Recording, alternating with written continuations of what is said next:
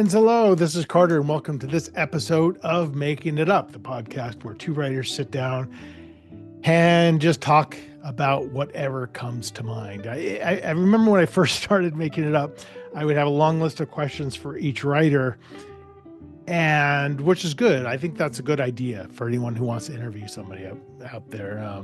Be prepared at, at a bare minimum.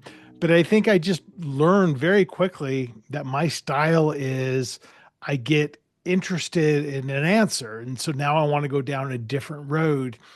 And then I realize it just serves me best not to prepare at all or to prepare very little. So to have a good awareness about the person and their works, and as much as you can find online. And maybe I've read them, maybe I haven't read them, but I'm familiar with their works. But then I just want to dig into their life and get to know them kind of maybe in a way that's a non-traditional Q&A format for authors. It's funny, I just whatever it was 2 weeks ago had an in-person interview in front of about 500 people, interviewing Lisa Gardner. And when you're in person, yes, of course you have a long list of questions. I don't think I asked her one question on that list because you just start talking and you realize, like, oh, this is an interesting avenue to get into. And I just think even with the conversation for today, we immediately started talking about author community and the importance of joining organizations and going to conferences.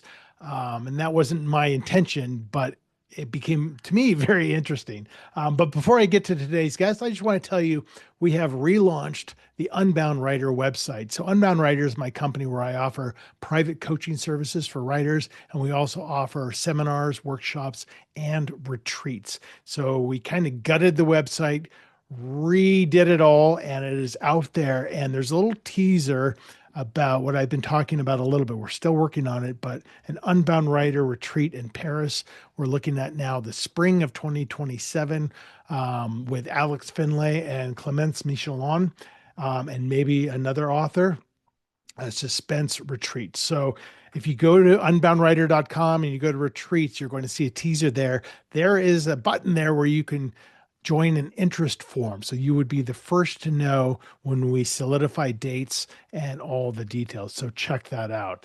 All right. So today's guest, well, you probably already know who today's guest is because you've read about it in the description of the episode. But today I talked to the mighty Lisa Unger, who I've never met before. I'm quite familiar with her. And, every time I go to Thriller Fest, I see her because she's the co-president of International Thriller Writers. And that's what we spend a decent amount of time talking about. But Lisa is the powerhouse writer of psychological suspense, thrillers, and her 23rd book is, as of this recording, it's going to be out next week. It'll already be out by the time this airs. It's called Served Him Right. And so it's funny, there are parallels to her and Lisa Gardner, particularly in terms of when they started writing, which was as late teenagers. Um, Lisa Unger, she kind of said she started her first book at 19, but it took her 10 years to get it right, but it was her first published, ended up being her first published book and landed her a 2-book deal. And she was kind of off to the races at that point. But we had a far reaching conversation about the writing process, about book launches, about being extroverted, about versus introverted, about what's the worst part of writing and how, if you don't have the joy behind it all, you're not going to succeed because writing is such a difficult thing to do and to sustain over a long period of time that if you don't have an underlying passion for it that won't be present all the time, then it's, that's how people quit. So it was, you can see her unbridled love of writing, despite all the slings and arrows associated with writing and launching a book. You can just hear, she proclaims it, but you can actually hear it in her voice, like how much she loves to write. And I think the key word that she repeated often was gratitude. Just look at what I get to do. Look at what we get to do. It's amazing. So it's a very inspirational episode, and I think you're going to love it. This is my conversation with Lisa Unger.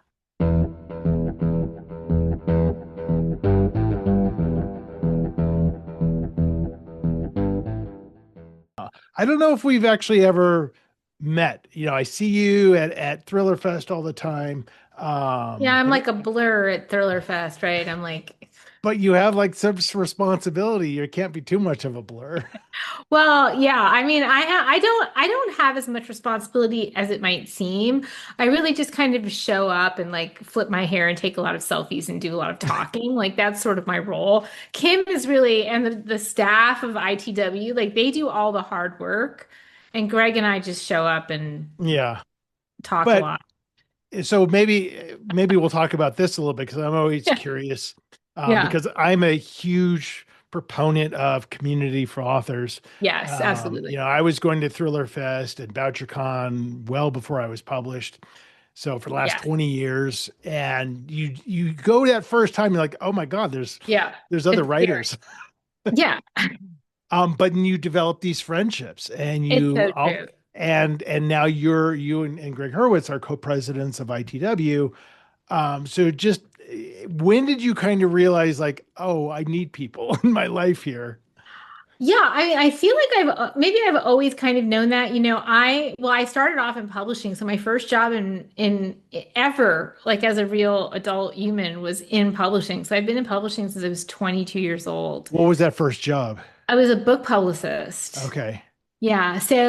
I was a like kind of a closet writer, like a secret writer. I've been writing Hmm. since I was a kid, and yeah, I'd kind of my dad was an engineer, so I was like, Dad, can I be a writer? And he's like, no, No. don't do What are you that. That's not, crazy? I'm like, nuts. That's Good not a advice. job. Like, people don't do that. I was like, yeah, I guess you're right. So I didn't really have the confidence to pursue what I knew I already was. It was like kind of the closest I could get. And so I feel like I've always had this sense of publishing as like this community. Hmm. It took me a really long time in the industry to realize like, oh, you know what, this is a real job. In fact, it's such a real job that an entire industry has sprung around it to Right. support its promotion.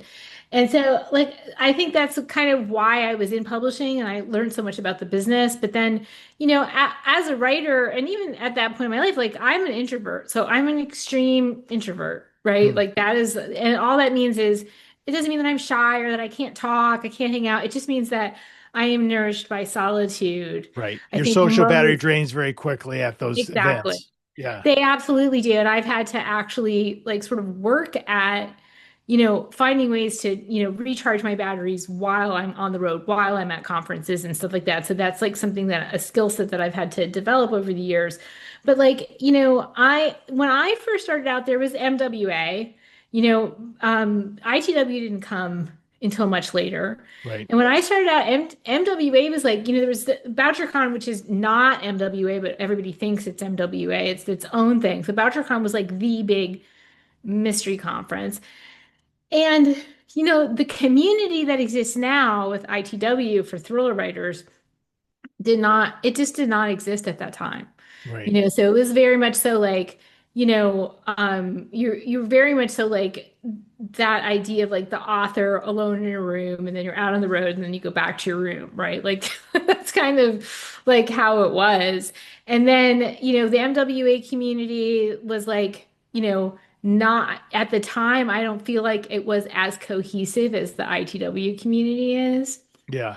And then ITW kind of burst on the scene. It was like like kind of the idea of Gail Lyns and David Morrell, who, felt a little bit as thriller writers, a little bit apart from like the traditional MWA mystery world. Right. And Right. Because they're different. They're different styles. it It's is not different. necessarily something to solve. It's just Right. a It's propulsive just story.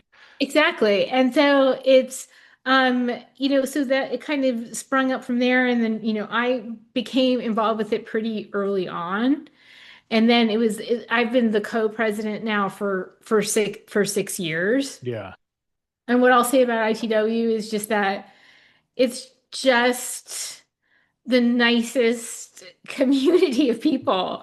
Like we're Totally. so nice to each other. We love each other. We support each other. ITW, the whole mission of ITW is to educate and support authors at every level of their career, whether you're an aspiring writer or whether you're, very successful in your career or you're in the middle of your career, whatever it is, there is something for you there in terms of education, support, networking, community, all of that. So I feel very passionately about, my time there as co-president with Greg.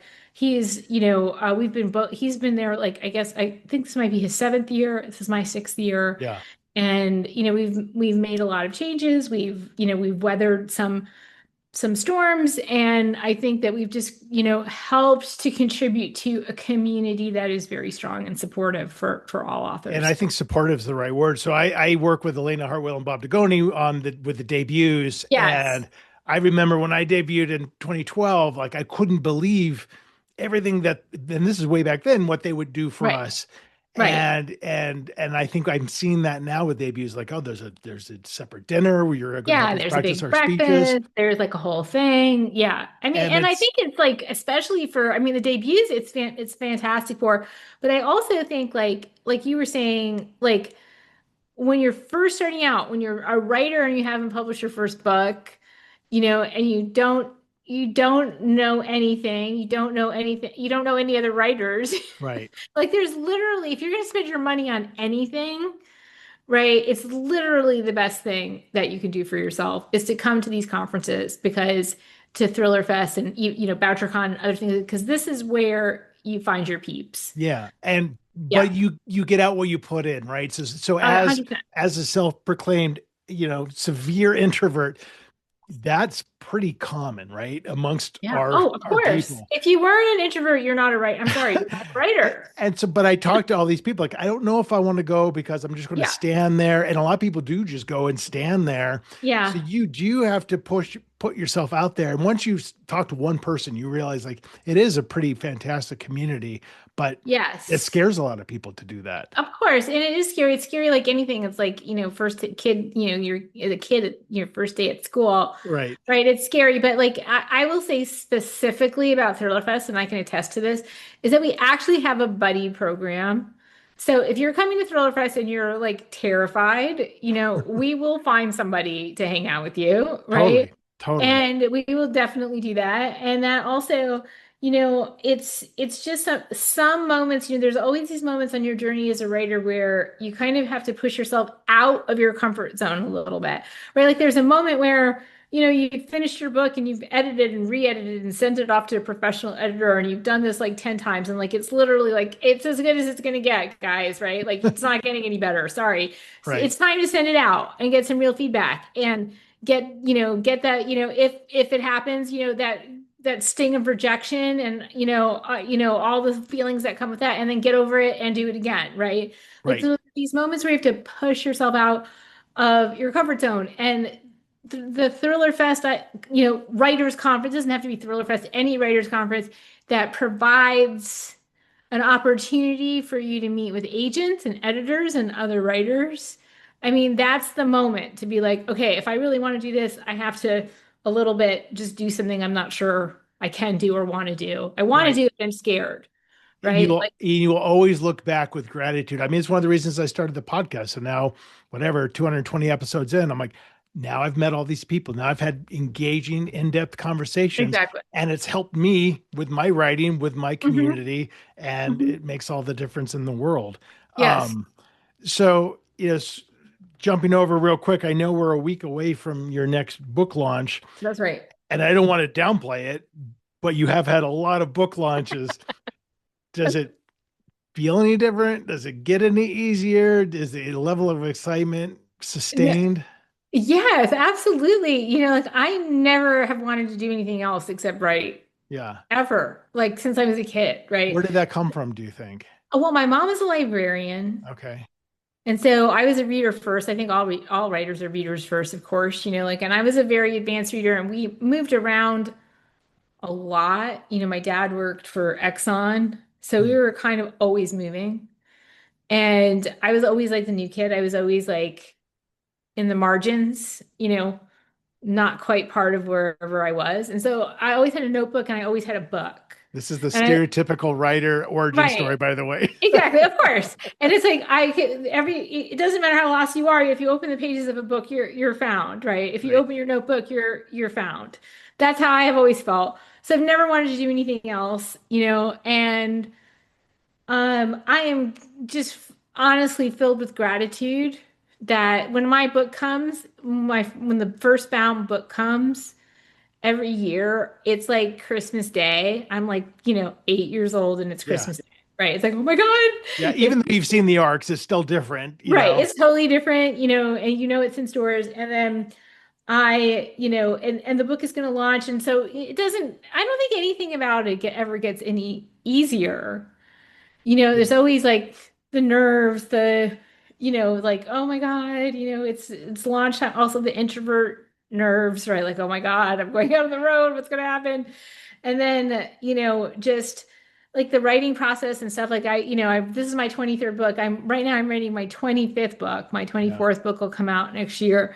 And I'm, every time I sit down to write, I'm like, wait, do I know how to do this? Is Right. it Is it like childbirth where you kind of forget how difficult it is? do I remember how to do this? But that too is also a little bit of a joke because like for me, the blank page is like it's all joy. Yeah. The that white of the page is like it's a full universe. Anything, it's the portal to Right. everything. It's the 60,000 word mark where you're like, is this Yeah, you're working? like, well, And I'm yeah, the so 60. invested at this point. That's right. I'm so deep in, I cannot get out. Yes, it's absolutely true. So it doesn't really ever get easier. It doesn't get less exciting. It doesn't get, it's always like it's always a big moment for me when a book is coming out. I'm always like, I don't ever want to lose that gratitude. I don't ever want to lose that awe of the process. Right. I feel like if I didn't sit down to the page with joy and awe and like, wow, here we go again. Like I Right. think maybe it's time to hang it up. If it gets easy and you're dialing it in, maybe you should just stop. Totally. And yeah, I can't envision a world where it ever gets easy. I think for me, the physical act of writing gets easier. Like once I know what I'm doing, getting the words on the page, Yeah. at first it's just terrible because you just don't know how to craft sentences. And after a while, you're like, you have that muscle memory. But I think that joy that you talk about, I mean, I preach that all the time. Yeah. And that's not to be confused with the fact that it's not joyous all the time. Of course No, it's not. of course not. It's No, the of course not. joy that makes all the terrible parts worthwhile. It's the foundation, Right. right? It's the foundation of it. Like we are so lucky to get to do this. It's Right. amazing, Right. right? It's amazing. I know. And to like have written, 23 books, I have 23 books out in the world and however many people that is that has read them and then there's like that moment where like your book leaves you, right? Like and it goes out into the world and it belongs to somebody else, right? Like you write a book and a reader picks up the book and the reader brings all of their stuff to the book and it becomes their book. Right. And like I mean, we're so lucky. I just feel lucky to be I able to know. do it. Totally. And I Yeah, think the balance, and I think the really difficult thing, and I'm sure this was part of your life too, early on, you still had a job. I'm sure it's Mhm. very few people who like that first book, they're like, I'm quitting my job and this is my career for the next 60 years, For sure. is finding that joy in the slog of years and years and years of, yeah, I'm making some money. It's not enough to support me, but I'm getting published, which is amazing. Right. But, I hear somebody like Lisa who, I want her life, and very few people get to that point. And so you have to let go of that idea and embrace what you do have, which is your imagination and your Absolutely. consistency. Yeah, I was at Sleuth Fest, which is another great writing conference, mystery MWA conference, and Neil Nyren, he's like a legendary Yeah. editor, was there, and he's retired now, but he loves coming to conferences and like offering his expertise to people and stuff. And he gave a speech that I thought was really, I was resonant for me. I think hope it was resonant for everybody who was there, because like I think people think that that publishing contract, that first publishing contract is a windfall, right? It's the end of the story, right? Right. But it's not. I mean, for most of us, it's the beginning of the story. All it is an open door to the writing life. Right. And if you want to succeed, because, just bad news is it's harder to succeed as a published writer than it is to get published in the first place. And Yeah. so if you're going to walk through that door, you're going to roll up your sleeves and get to work like everybody else who wants to do anything well in this life. And in his speech, he said, be happy now. Yeah. Don't be happy when Right. I get my book contract. Don't be happy when I, get my first, great review. Don't be happy when I hit the when you hit the bestseller list, when you're booked to film. Like, don't be happy then. Right. Be happy now. Because now is all we really have. It is. And well, it is. It really is. I So, mean, my yeah. first book, so my first three didn't sell, even though they were agented. My fourth book, which finally sold, the advance was $2,000, but I only got Mhm. half of that because the publisher went out of business like six Yeah. months after my book came out. That's about right. Right, totally. It's like it's such a great trope of a story. Exactly. And but I'm like, but I have a physical book that was in at the time Borders, and I could show it to my kids, and just the excitement of that. Yeah. Of And course. now, so how do you keep holding on to that? And I remember thinking like my goal is not to get big. My goal is just to get bigger. Like every book, Mm. just to get a little bit bigger. Yeah. Whatever that means, I'm Whatever not that going to means. It could mean define a it. lot of different things. It could mean a lot of different things, Yeah, but just like, because I do see a lot of people who have major breakouts and then they just disappear because for it's sure. whatever Yeah, they end out of their control too. But it all boils back down to that you have to love this because it's brutal. People would kill to get that $1,000 advance just to be published. exactly. 100%. And And it's I feel the same. Like when my first book got published to St. Martin's Press, so I started my first novel when I was 19, yeah, and it took me until I was 29 to finish it, yeah. because, I had that whole journey, of like, oh, I can't do this. I'm not this. So I What am kind this. I've never been anything what else. kind of book was that? Was so you were writing back then like thriller suspense? I was, and so it took me 10 years to finish that book, and then that was the first book that published. So Yeah. I found an agent, pretty quickly, and she brokered a two-book deal with St. Martin's Press. And so I always say, oh, for my first advance was like a nickel and a cheese sandwich. And Ace Atkins always says, "Oh wow, oh, you got a cheese sandwich?"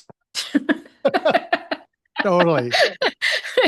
And then it took me, a long time. I mean, I would say it wasn't until Beautiful Lies, which was like, which was my 20, oh my God, 2000, my 2006 book, that I actually started making money. So it was Yeah. like six books, Oh yeah. No, where my I mean, I was writing freelance, I was doing freelance public relations and freelance public relations writing. But I did, at one point, like I went to Key West, I met my husband. It was like love at first sight. We both quit our big corporate jobs. I sold my home in Brooklyn Heights, and I gave myself 1 year because I had finished my novel already. So I gave myself 1 year to write another book and to sell the one I had written. I was like, this is my go for broke moment. wow. So I'd already kind of gone for broke, actually. Yeah, it's funny how that works out. I mean that is not a super uncommon story. JD Barker has a very similar story. He's like, this has to work in the next 18 months or we're gonna have to sell the house. Mhm. And that kind of logic usually doesn't make any sense at all when you're talking about the publishing industry because you as an author are in control of very little. Oh yeah, nothing. So All you're in control of is what you do on the page. That's it. right. So it's you're manifesting it somehow and and Oh, for and sure. and it works out, which is amazing. When you so now, and I know you have a lot of obligations with book tours and things like that. Do you get to the point where you're like, I don't want to, as an introvert, I don't want to do X, Y, and Z anymore? Or do you just embrace it as part of the business, or do you embrace it because for the brief moments, you love it. Yeah, yes. To all of that.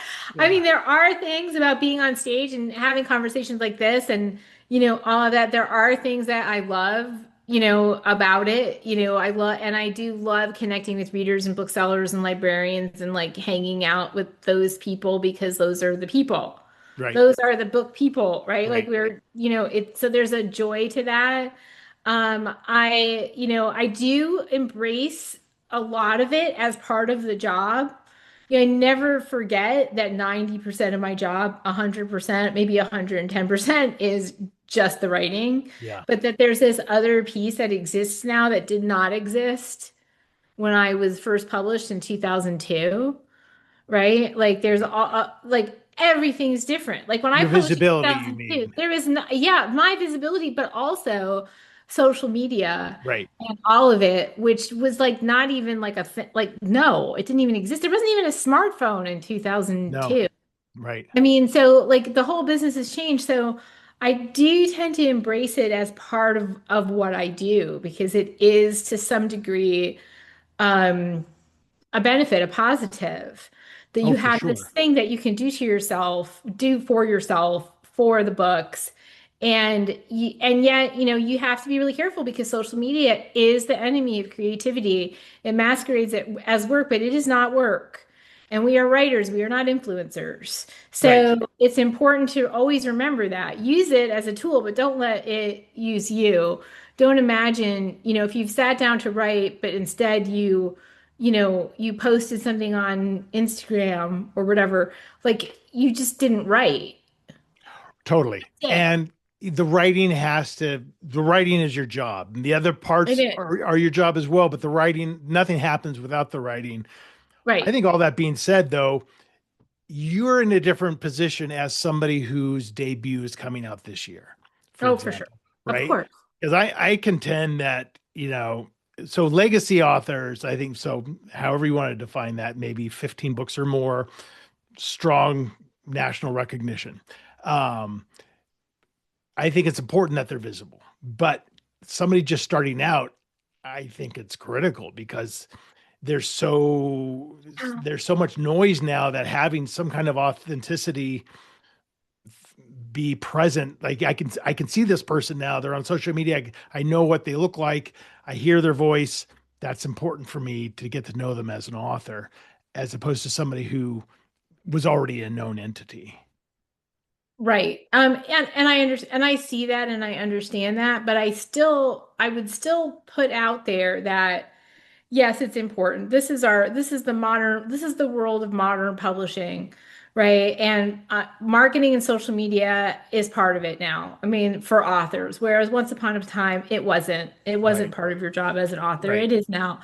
And yes, you can make yourself visible. You can do a lot for yourself as a writer, but I would just say that it's the if character is king in fiction, and it certainly is, then in social media, content is king. So Yeah. you have to find a way to be authentic within an inauthentic platform so that then people come to you and then come to your work, they're they're having the full experience of you, that they've maybe discovered you through social media and then they picked up your book and they loved your book. Right. Because if they discovered you on social media and they pick up your book and they don't love your book, they're not following you on social media and they're not reading your book, Right. Right. right? Exactly. Like, so nobody comes to your work and stays Right. because Unless you're the a work is great compelling. publicist. Right. They Right. come, Exactly. and people act in their own self-interest only. So they're not buying your book to do you a favor. Right. They're buying your book because they're buying a book because they're a reader and they want that experience of whatever it is they're looking for, whether it's romance or thriller or mystery or whatever it is. They've come to it, because they're readers and they want to read something great. And if they don't get that, then they're not coming back. Yeah. So that means to me, like you can do your due diligence with the things that are out there. And yes, maybe you do need a platform. Maybe as you say, it's critical. It may be, but it's also critical that you're a really good writer and you're writing a good book. And the cynical side of that, which unfortunately I've seen happen more than once, is somebody is a TikTok sensation and a publisher says you should write a book Sure. and we're going to get you on the Times list and you'll probably never be heard from again. But in the meantime, that was But fun. in the meantime, yay for you. I mean, I if know. And that's what you're I don't doing, think it happens a lot, but I've seen that no, happen. it And doesn't happen they a hit the lot. Times But it list and you're just like, does. You're right. it's frustrating for people who are trying to hit that list and really work on their craft day Yeah. after day, but you also kind of can't blame them. But I think it's different. I think I always think of them, of course, I mean, there's a million people that we could point to, and you would go, what? We're certainly not going to name any names, but but it's okay because for me, I'll say it's okay because that's not what I'm doing. Right. You know, Right. like I'm doing the same thing I was doing when I was 8 years old, right? Right. Like I'm living inside story and character, Right. Right. You're right? just Like storytelling. that is what I'm doing. And Yeah. I am actually writing a book, an authentic book that comes from my center. Yeah. And it is indivisible from who I am as a person, what I do. And I'm happy when things succeed and I'm grateful that they have and that I have, been able to make my living doing what I love. It's a true gift. But it's like it's all about the writing. It's all about the writing and the page and the characters and the story. Like for me, Yeah. and that I'm better every day than I was yesterday. Like I believe that every day I can sit down and be a better writer than I was yesterday. Yeah. And that's where I try to live. Because if you live in the other space, that It is can get not dark. that is not a good space No. for anybody So at any from level. the moment you sit down to write the first word of a book to the moment you finish the tour of that release, Ooh, like what's your least favorite part of that whole journey? what's my least favorite part of the And whole if you say journey? the Well, show, then I'm going to hang up. yeah, yeah. Goodbye, Carter. I gotta go, man. It's been so tiring. It's this moment right now. It's right now. I would say, what's my least favorite part of the process? I would say the weeks right before I go on the road because I'm so the logistical act of hauling my human body onto the road Yeah. is like I don't even like to go on vacation like that. Like when I have a trip coming up, like the weeks before I go on a trip, I have a basket case. I'm a literal basket case. Like, oh my God, I don't have any clothes. What about my hair? Like, how am I Like, are going to you a pack all highly this? organized person and you feel like things need to be, it's a control thing a little bit? Um, yeah, maybe that's a little bit of it. It's just I think it's an introvert thing. I think it's like how like the extrovert has an underactive nervous system, right? And they need a Yeah. lot of input to feel well. Right. The introvert has an overactive nervous system, which is why they need a lot less input, Right. right? Like Right. more input is a bad thing. So Right. You any just kind want to of be a sensory travel, deprivation tank. exactly, any kind of travel or mobilization thing is really a lot for me. Like even if it's like a vacation. So Yeah. that's probably my least favorite part of it. But then once I'm on the road, I'm good. Like Yeah. once I'm sitting in the seat, the plane, I'm Yeah. on the plane for that first thing. I'm fine. I'm But good. and when you like going back to gratitude, I worked for a long time in the corporate environment where you would go on the road and it was like you had crazy responsibilities. You had massive presentations to give, you had things Sure. you were trying to sell, whatever. When you're on the road for your book, you just get to talk about the stuff that makes you happy I and to mean, that's people who want to true hear it. too. Right. Like I'm not like making a PowerPoint presentation and like trying to like get to, get my Right. boss to give my project, like whatever. Like it's like and it's a little bit, like for when, like last year I did 2 full weeks. So it was like a flight every morning and an event every night for 2 weeks. Yeah. That's a little bit. That's a lot. That's But that's a again, lot. like thank God anybody wants to kind of hear me talk about Right. anything. The only thing that gets in my head, because I like to travel, even though it can be exhausting. I I get worried that I'm going to get sick. I'm like, what if I get sick right before this big thing? Um, Right. I got back from Thriller Fest last year and I rarely get sick and I was so sick. Oh, were you sick? I heard that from a lot of people that got Yeah, sick. something was I going didn't around. I get sick was last year. really in bad Yeah. shape. Like unfortunately I didn't have anything after that, but it's like, Yeah. because you're trying to hear people and you can't. So you're talking You're right in like their leaning in face and they're like, and all you're just getting every so that's that's that's it. the that's And the some of part that those, I mean, those parties are like, oh my God, those big receptions, yeah.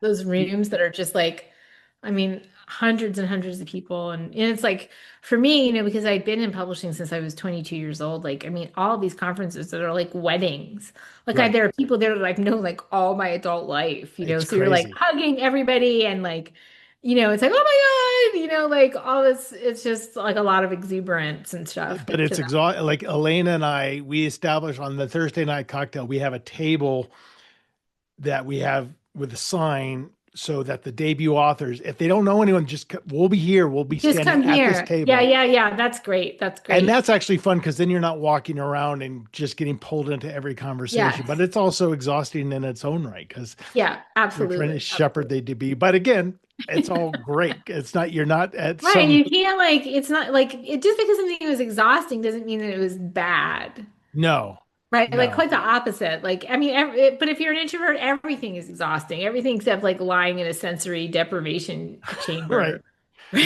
So how are you? I assume you've been with the same editor for a number of books. Yes, I've been with my editor at Park Row, which is part of HarperCollins. I think this is our, let me look. I'm going to look at my shelf. One, two, three, four, five, six, seven. This is our eighth book together. Okay. We just finished our ninth book together. And number 25 will be our 10th Okay. book together. Yes. How are you? Because one of the, I mean, it's with everybody when you get the developmental edits, it's exciting because you have somebody who is very smart pointing out some things that are going to make your book more amazing. But Yeah. it's also like, oh my God, this is going to be a couple months of work and it's over. How are you at this point in terms of your relationship and dealing with developmental edits? Oh, we have a great relationship. My editor is she's an amazing person. She's incredibly smart. She's really gets me. She's been and I've always been really lucky. I've always had just great editors, Yeah. like really, really good people. And I mean, I again, it's kind of like the same thing with, the social media and the marketing. Like I just view that as part of my job. Yeah. It's like that's the second part of the creative process for me. And then at this point in my career, like I mean, I don't think any author doesn't need an editor. Every author needs an editor. I'm just going to say it. There's plenty of authors think they don't need an editor, but I promise you they do. Right. And And more than I like a hired copy editor, a full developmental Yeah, you editor. need somebody to read. If you've really written an authentic book, you're too close. You need somebody to go, oh, I didn't get this. Oh, what about this? Oh, I wanted more of this character. Oh, this thing on the page didn't work for me. Like you want to have those conversations. Like I do want to have those conversations with somebody. So for me, it's like that is the second part of the process. Like if you and then I at this stage of, my writing career, like I know when something's great. I know when there's a great change. I'm like, because I can feel it. I'm like, oh, right. Yes, that's great. Or I can feel like, I don't know. I don't know about that. But Right. I will say that if I have that feeling, I know that it's time to do a little detective work. Hmm. Right? Because like if something didn't work and I think it's working and my editor doesn't think is working, then it might not be the thing. It might be the thing underneath the thing that Yeah, isn't totally. working. Do you know Yeah. what I'm saying? I So do know like exactly what you're saying. you have to do a little bit of why didn't it work for her? Why didn't she get this piece? And so like I can do that detective work and I can be very um excited about that, I guess Yeah. is the word. Like not like, not excited, like whatever, like nobody ever wants to do more work, Right. but it's it's still like this. Oh, sorry, this is my daughter. She knows how to break through my do not disturb. That's quite all right. Did you hear the Stranger I didn't thing? actually hear it at all, so you're good. But And I love it. she's, so I really do feel like it's an essential part of the process. Yeah. Yeah, It may not always totally. be a pleasant part of the process, but it is an essential part of the process. And I factor that in to my year, Right, knowing right, that I'm going to do like, and also, I do multiple drafts before I ever turn in. totally. So, so I just consider it part of, I consider it part of the job. It's such a profound opportunity because when the book's out there, you can't defend your book to readers, right? It's there. It's they take it however they want to take it. But with an editor, you can say, well, this was my intention. I guess it didn't come through. And then they understand it like, okay, well, you just need to tease this out more. Right. And now you can change it. So it's yeah, it's exciting Right. because you can I make mean, it the is book better. exciting and and I understand that like, it can be difficult, but it is part of it. And it's like, I always see it as being like, when I turn my book in, I know it's the best that I can do. It literally Yeah, is the right, pinnacle of my ability. right, I can't do any better, and I need somebody to read it, right? And right, then that's the moment where it goes from being the best that I can do to the best that it can be. right, And that's a great thing. That's an right. important. And that's a total lack of ego, which is so important because Yeah. even the best that I can do doesn't mean it's great. It No, just means far it's the from it. best I can do at this point in my Right. life. Next Right. year, it might be even better. Right. But yeah, and pairing that with the ability, as we to bring this full circle, what you said at the beginning was kind of the ability to let go, to be like, Hmm. it's look, I could keep working on this for another 5 years and I could make it 3% better. Or I can let Right. go Or and you look can for let advice. go, get it out there and write something else. Because the Right. next thing ostensibly should be better. Right. Right. You Right. needed this book to write You, that book. it's like you went to school when you wrote this book. Now write I another say book. that all the time. This is And my then again and education. again and again. Right. Like Yeah, it's your education. totally. Totally. Yeah. Well, Lisa, we're going to wrap up. Before we do, we're Yeah. going to do a real quick storytelling. I know you were Oh really looking no. forward to this I'm book. gonna freeze. I always No, no, freeze. no. You're not going to freeze. Okay. It's going Okay. to be Okay. amazing. All we're All going to right. do, we're going to pick a random book. We're going to pick a random sentence. I'm going to read that sentence, and that'll be the Okay. first sentence in like a 2 minute long short story. We'll just alternate sentences. It'll be terrible. It'll be great. I have three books. You get to choose one of them. Oh, I have Karen Slaughter's This Is Why We Lied, okay. Chris Pavone's The Doorman, Okay. and Elise Hart Kipnis' Dangerous Play. So Okay. choose one of those. Well, they're all three of them are my friends, so that's also really hard. Well, we're not trying to honor their work. We can Oh, do whatever oh, we oh, okay. Chris Pavone. we can do whatever we want with this. So give me a number between 1 and 386. 70. Okay, so I'm going to quickly look at I page was gonna say 70. 69, but I thought that was a little bit like too risque. You could have done whatever you wanted to do. Um, um, all right, so we can do whatever we want. I'm going to just pick out a sentence right here. All right, this is just somebody named Julian. Julian tried to push away his spinning worries, tried to force his attention back to the conversation. Um, but but the woman he kept talking to kept staring at him seductively, and he became even more worried and even started to break a sweat a little bit. He twisted his wedding band around and around his finger, hoping that it would be obvious to her. And he was sure it was, but that didn't seem to stop her at all. In fact, it only seemed to excite her, and she moved in closer, and she moved in so close that he could smell the faint scent of lilac of her perfume. He couldn't deny that it was intoxicating in its own way. But what he really hoped was that she would similarly note the heavy garlic on his breath and be repulsed. We can call it there if you want. But That's good. So Let's leave it what at the what garlic. was going to happen? I don't think anything was going to I happen. was going to say that, like maybe, well, I mean, it would have only repulsed her really, like truly, if she was a vampire. So then I was Right, like, I was ready to go vampire on that. right. Right. Vampire or what she seemed to want was certainly not what was the actual case. What she wanted was marinara. Right. Well, Lisa, congrats on the eminent release of Served Him Right, which is out just next week. Thank you. And you know, I hope all those that book tour goes great and you have all that introvert energy to sustain you through it.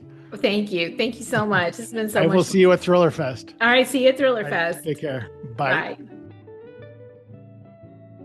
All right, that is it. That is my conversation with Lisa Unger. Her new book is called Served Him Right. So make sure to check that out. And if you want to find out everything you can about Lisa, just go to our website, lisaunger.com. You can head on over to carterwilson.com to learn about my books, more episodes, watch more episodes of this podcast, join in my newsletter, all that good stuff. And you can head on over to unboundwriter.com if you're interested in private writing coaching or any of the seminars, workshops, or retreats that I offer. All right, friends, that is it. That is it for this episode of Making It Up. I appreciate you watching and or listening to it. Another episode, of course, out just next week. In the meantime, as always, take care.